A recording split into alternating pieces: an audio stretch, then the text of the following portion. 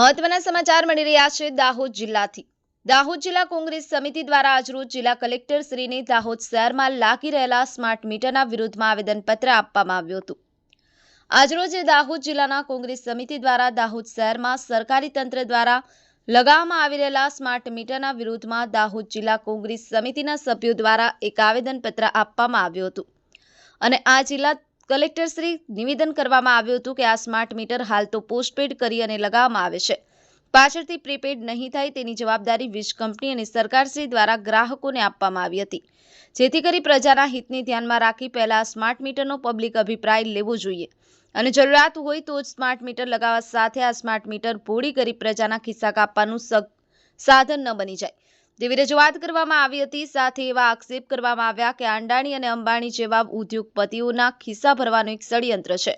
અને આ સ્માર્ટ મીટરથી ગુજરાતની ગરીબ પ્રજાને લૂંટવાનો એક નવો કિમિયો ઊભો કરેલ છે,